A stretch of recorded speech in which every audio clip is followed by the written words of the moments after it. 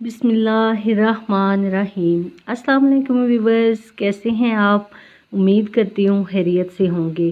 آج جس ٹاپک کے بارے میں ہم بات کریں گے وہ ہے ایسے ہوتے ہیں عاشق رسول۔ فرمایا عصر کے وقت کی قسم ہے کہ انسان نقصان میں ہے، سوائے ان لوگوں کے جو ایمان لائے اور نیک عمل کیے اور آپس میں حق بات کی تاکید اور صبر کی تلقین کرتے رہے۔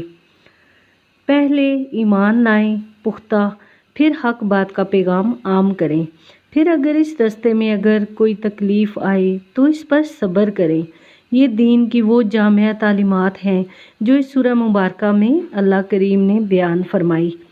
سب سے پہلے انسان کے لیے جو ضروری کام ہے وہ ہے اس کے عقیدے کا ٹھیک ہونا، اس کے نظریات کا پختہ ہونا، اس کے افکار و خیالات کا مضبوط ہونا۔ ہمارے ہاں جو چیز بہت زیادہ پھیلی ہے وہ بے یقینی ہے۔ لوگوں کے یقین کی کمزوری، ان کے باتوں کے اندر کچا پن، ان کی راتوں کی کمزوریاں، یوں لگتا ہے جیسے ابھی تک کوئی فیصلہ ہی نہیں کر پائے کہ ہم نے جانا کس طرف ہے۔ یقین اگر مضبوط ہو جائے اور ایمان اگر پختہ ہو جائے تو میرے نبی کریم صلی اللہ علیہ وآلہ وسلم کا فرمان ہے، یقین کو اس طرح سیکھا کرو جس طرح تم قرآن سیکھتے ہو، اور آخرت پر بھی تمہارا یقین ہونا چاہیے۔ صحابہ کرام کا یقین یہ تھا کہ مصطفیٰ صلی اللہ علیہ وآلہ وسلم کے لب اقدس سے جو بھی نکلتا ہے وہ سچ ہی نکلتا ہے، اور اس قدر یقین حضرت عثمان غنی فرماتے ہیں کہ میں عبداللہ بن مسعود بیمار تھے، میں ان کی تیمہ داری کرنے گیا، شدید علیل تھے اور ان کی بیٹیاں ہی تھی، بیٹا کوئی نہیں تھا۔ امیر المومنین حضرت عثمان غنی نے اپنے دور خلافت میں، چونکہ وہ خلیفہ تھے تو اس لیے تشریف لے گئے اور ان کی بیٹیوں کے لیے کچھ دوں تاکہ ان کی مدد کر سکوں اور ان کے میں کام آ سکوں۔ حضرت عبداللہ بن مسعود نے اپنے ساتھیوں سے کہا کہ مجھے چرپائی سے اٹھا کر بٹھاؤ۔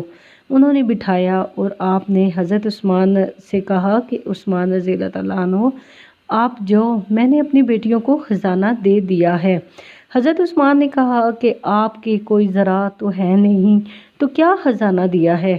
فرمانے لگے، میرے نبی کریم صلی اللہ علیہ وآلہ وسلم نے فرمایا ہے کہ رات کو سورہ واقعہ پڑھو، تمہیں کبھی فاقہ نہیں آئے گا۔ میں نے اپنی بیٹیوں کو یاد کرا دی ہے۔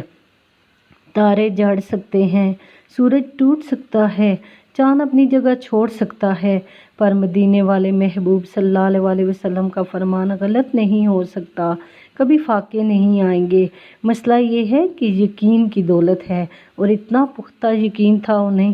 اعلیٰ حضرت فرماتے ہیں کہ ایک دفعہ طاعون کا مرض پھیل گیا، بہت سارے لوگوں کو یہ بیماری لگ گئی، اور اعلیٰ حضرت فرماتے ہیں کہ میرے منہ کے اندر بھی کچھ چھالے بن گئے، بات نہیں ہوتی تھی۔ ایک طبیب بہت دانا اور بہت پرانا تھا، اس کو بلایا گیا، وہ کہنے لگا جی آپ کو بھی طاعون کی بیماری ہو گئی ہے۔ اعلیٰ حضرت فرمانے لگے یہ بیماری نہیں ہو سکتی۔ اس نے کہا کہ میں بہت پرانا طبیب ہوں، مجھے سمجھ ہے، لیکن آپ نے فرمایا نہیں، مجھے یہ بیماری ہو ہی نہیں سکتی۔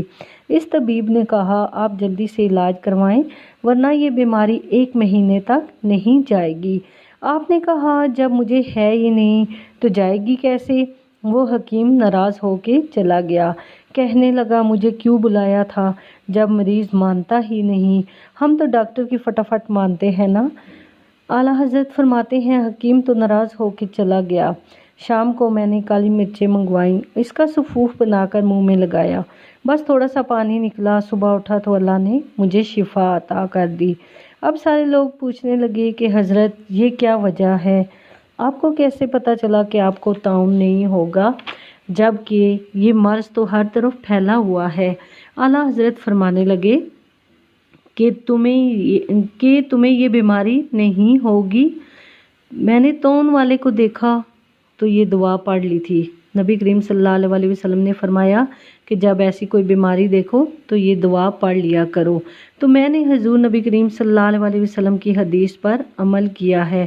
تو جب میں نبی کریم صلی اللہ علیہ وسلم کی حدیث پر عمل کروں گا تو مجھے یہ بیماری کیوں لگ جائے گی؟ اب معاملہ یہ ہے کہ وہ یقین کی دولت ہم کہاں سے لائیں؟ اعلیٰ حضرت عاشق رسول صلی اللہ علیہ وآلہ وسلم تھے نا، وہ کہتے مجھے اندر سے آواز آتی ہے کہ قیامت کے دن مجھے کوئی نہیں پوچھے گا، مجھے میرے نبی نے بچا لینا ہے۔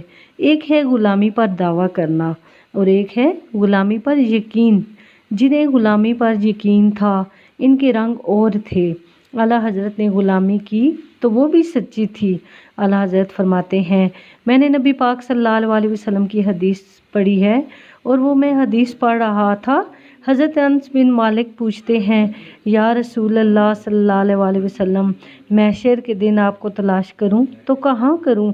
حضور صلی اللہ علیہ وسلم نے یہ بھی نہیں فرمایا کہ تو دھیان سے نمازیں پڑھا کر، مجھے ڈھونڈ کر کیا کرنا ہے؟ تو حضور صلی اللہ علیہ وسلم فرمانے لگے حوض کوثر پر آ جانا، امت پیاسی آئے گی تو میں جام بھر بھر کے پلاؤں گا۔ حضرت انس بہت سیانے تھے، ہمارا بھلا کر گئے۔ فرمانے لگے حضور صلی اللہ علیہ وسلم وہاں بھی آپ سے ملاقات نہ ہوئی تو آپ نے کہا میزان عمل پہ آ جانا، امت کے اعمال تو رہے ہوں گے تو میں وہاں کھڑا ہوں گا، اور اگر وہاں بھی ملاقات نہ ہوئی تو محبوب فرمانے لگے پھر پل صراط پہ آنا، امت گزر رہی ہوگی اور میں رب سلم رب سلم رب سلم کہہ کر گزار رہا ہوں گا۔ اعلیٰ حضرت یہاں پہنچے تو کہنے لگے بس اب موج لگ گئی، رضا اب پل سے وجد کرتے گزریے کہ ہے رب سلم صدائے محمد۔ جب نبی پاک صلی اللہ علیہ وسلم دعا مانگتے تھے تو قبولیت نیچے آ جاتی تھی، یعنی اتنی جلدی ان کی دعا قبول ہو جاتی تھی۔ تو اللہ تعالیٰ ہم سب کو بھی نبی کریم صلی اللہ علیہ وسلم کی بتائی ہوئی باتوں پر سچے دل سے اور تہ دل سے یقین کرنے اور اس پر عمل کرنے کی توفیق عطا فرمائے۔ اس کے ساتھ ہی مجھے اجازت دیجیے، اپنا بہت زیادہ خیال رکھیے گا۔ فی امان اللہ۔